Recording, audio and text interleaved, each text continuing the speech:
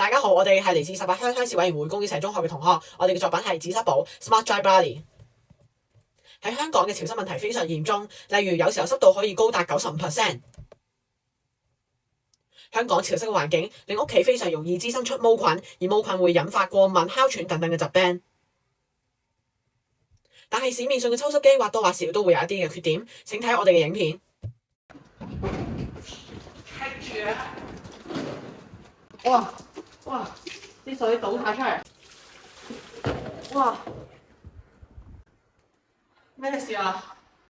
唔知道各位用緊抽濕機嘅時候，係咪都會遇到一個問題，機身太重不能移動？呢啲問題喺市面上嘅抽濕機都非常常見，為咗解決呢啲問題，因此我哋發明出紙質簿。紙質簿整個水箱運咗3D 打印技術，七日板運咗雷射激光雕刻機加亞克力膠板數啲係而成，正如左圖所展示。紙質簿嘅整體運作流程：第一步抽濕，第二步排水澆花，第三步烘乾，第四步待機而組成。抽濕系統嘅運作流程：當啟動抽濕功能嘅時候，就會開始檢測水箱內嘅水位是否熱滿，如果係，就會停止抽濕模組；反之就會啟動抽濕模組並繼續抽濕。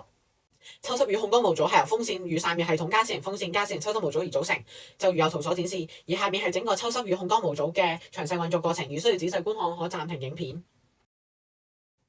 排水系統嘅運作流程：當啟動排水功能，就會開始檢測盆栽中嘅泥土濕度是否高於50%，如果係，就會循線移動至坑渠，並再用 AI 鏡頭確定坑渠位置，再利用機械臂前移準備排水，最後啟動水泵排水。反之就會循線移動至盆栽，再用 AI 鏡頭確定盆栽嘅位置，並用機械臂前移準備澆灌，最後啟動水泵澆花。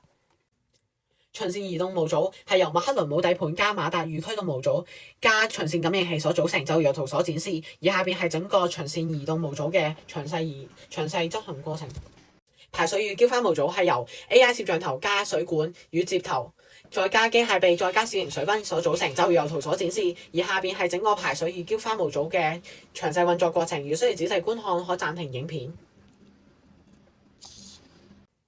烘乾系統嘅運作流程：當啟動烘乾功能，就會等待至水箱完全烘乾；當任務完成，就會待機至下一次進行。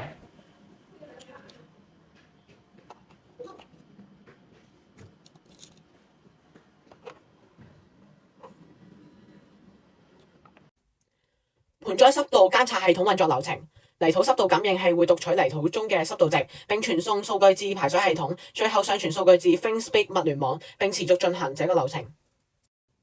盆栽泥土濕度監測模組係由泥土濕度感應器所組成，就如右圖所展示。而下邊係整個盆栽泥土濕度監測模組嘅詳細運作過程，如需要仔細觀看，可暫停影片。